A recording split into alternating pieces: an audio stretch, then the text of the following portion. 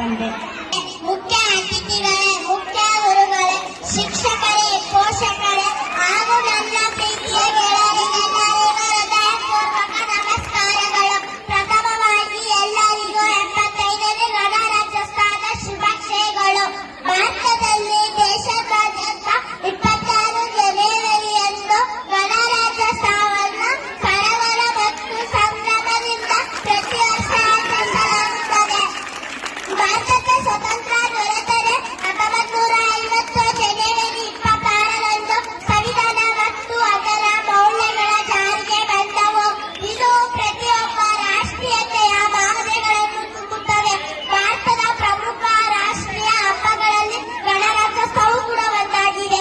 ನಾನು ಭಾರತವನ್ನು ಪ್ರೀತಿಸುತ್ತೇನೆ. ನಾನು ಒಬ್ಬ ಭಾರತೀಯನಲ್ಲಿ ಹೆಮ್ಮೆ ಪಡುತ್ತೇನೆ ಹಾಗೂ ಹೆಮ್ಮೆ ಪಡುವಂತಹ ಕಾರ್ಯಗಳನ್ನು ಮಾಡುತ್ತೇನೆ.